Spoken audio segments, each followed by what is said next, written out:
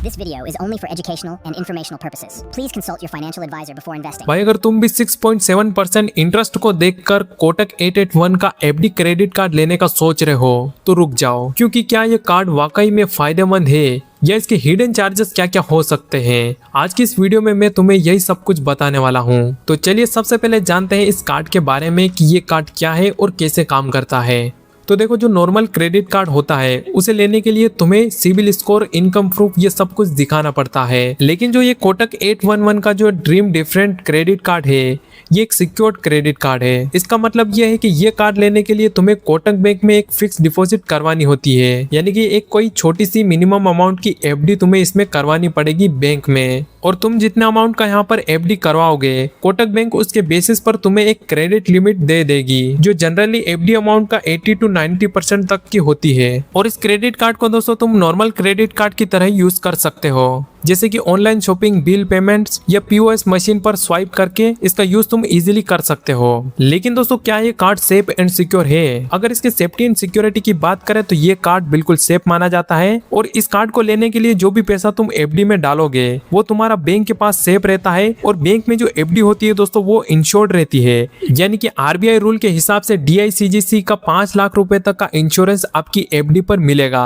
अगर कल से यहाँ पर बैंक में कुछ फ्रॉड होता है या फिर आपके एफडी अमाउंट के साथ कुछ फ्रॉड हो जाता है तो तुम्हारा यहाँ पर 5 लाख रुपए तक की रकम पूरी तरीके से सेफ रहेगी। इसीलिए दोस्तों यहाँ जो प्रोसेस होता है बिल्कुल सेफ एंड सिक्योर होता है। और ये जो कार्ड है दोस्तों ये पूरी तरीके से सेफ मान सकते हो। इसके अलावा बात करते हैं दोस्तों इस कार्ड के कुछ बेनिफिट्स के बारे में कि इस कार्ड को लेने के क्या क्या बेनिफिट हो सकते हैं। तो इस कार्ड को लेने का मेरे हिसाब से सबसे बढ़िया जो फायदा है वो ये है कि इससे तुम एक अच्छा सिविल स्कोर बिल्ड कर सकते हो। अगर तुम्हारा सिविल स्कोर खराब हो चुका है या फिर अभी तक सिविल स्कोर ही नहीं बना है तो इस कार्ड को लेने के बाद तुम्हारा इसमें सिविल स्कोर अच्छा खासा बिल्ड हो सकता है। इसके साथ इस कार्ड में 100% अप्रूवल रेट है, यानी कि अगर तुम इसमें एफडी करते हो और इस कार्ड के लिए अप्लाई करते हो तो 100% श्योर है कि ये कार्ड तुम्हें मिल जाएगा। और इस कार्ड को लेने का दूसरा जो सबसे बड़ा फायदा ये है कि यहाँ पर तुम्हें इसमें इंटरेस्ट भी मिलेगा, यानी कि जो तुम्हारी एफडी बैंक में चलेगी उस पर 6.7% तक का तुम्हें इंटरेस्ट मिलेगा। प्लस यहाँ पर तुम्हें लिमिट भी मिल जाएगी जिससे तुम अपने पैसों को यूज भी कर पाओगे। जैसे कि तुम्हारा जो एफडी का अमाउंट है उसे तुम डायरेक्टली यूज नहीं कर पाओगे, लेकिन क्रेडिट कार्ड में जो तुम्हारी लिमिट मिलेगी उसे तुम इजीली यूज कर पाओगे ऑनलाइन पेमेंट्स के लिए। और उस कार्ड को तुम इजीली यूपीआई से भी लिंक कर सकते हो, किसी भी क्यूआर पर ऑनलाइन पेमेंट यूपीआई के थ्रू भी कर सकते हो। इस कार्ड का तीसरा फायदा यह है कि ये तुम्हें life time free credit card देखने को मिलेगा। वैसे तो यहाँ पर तुम्हें इसमें ज्वाइनिंग फीस देनी पड़ती है, लेकिन यहाँ पर अगर तुम इसमें 20,000 तक रुपए एफडी में डालते हो तो तुम्हारा यहाँ पर ज्वाइनिंग फीस नहीं लगेगा। इसके साथ यहाँ पर तुम्हारा इसमें किसी भी प्रकार का कोई भी एनुअल फीस भी इसमें नहीं लगेगा। इसका चौथा बेनिफिट है कि इसमें तुम्हें रिवार्ड पॉइंट्स देखने को मिलेंगे। जितना तुम यहाँ पर इस कार्ड से स्पेंड करोगे उतना ही तुम्हारा इसमें रिवार्ड पॉइंट्स मिलते रहेंगे। जैसे कि अगर तुम इसमें 100 रुपए स्पेंड करते हो तो तुम्हें 2 रिवार्ड पॉइंट्स मिलेंगे,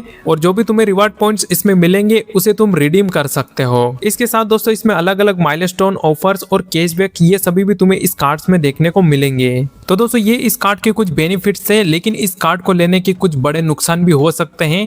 जैसे कि इस कार्ड के 3 बड़े नुकसान मैं तुम्हें बता देता हूँ। इसको लेने का जो सबसे बड़ा नुकसान है वो ये है कि यहाँ पर जो तुम्हारा पैसा होता है एफडी में वो ब्लॉक हो जाता है। जब तक तुम इस कार्ड को यूज करोगे तुम उस एफडी के पैसे को निकाल नहीं सकते। अगर तुमने एफडी तोड़ दी तो तुम्हारा यहाँ पर क्रेडिट कार्ड भी तुरंत बंद हो जाएगा। इस कार्ड का जो दूसरा सबसे बड़ा डिसएडवांटेज है वो ये है कि इसमें जो तुम्हें यहाँ पर क्रेडिट लिमिट मिलेगी वो तुम्हारी एफडी पर डिपेंड करेगी, यानी कि तुम्हारा जो एफडी का अमाउंट होगा उसका 80 to 90% ही तुम्हें इसमें क्रेडिट लिमिट देखने को मिलेगी। तो यहाँ पर ज्यादा लिमिट के लिए तुम्हें यहाँ पर इसमें ज्यादा एफडी करनी पड़ेगी। इस कार्ड का तीसरा नुकसान ये है कि ये एक एंट्री लेवल का क्रेडिट कार्ड है। इसमें तुम्हें बड़े प्रीमियम कार्ड्स वाले फीचर्स देखने को नहीं मिलेंगे, जैसे कि airport lounge access, golf course access या बहुत ज्यादा हाई रिवार्ड रेट्स, ये तुम्हें इसमें देखने को नहीं मिलेंगे। तो ये इस कार्ड के कुछ डिसएडवांटेज है। अब बात करते हैं इस कार्ड के फीस, चार्जेस और हिडन चार्जेस के बारे में कि इसमें कौन कौन से चार्जेस तुम्हारे इसमें लिए जाएंगे। सबसे पहला जो इसमें तुम्हारा चार्जेस लगेगा वो है इसमें ज्वाइनिंग फीस, जो कि तुम्हारा इसमें रहेगा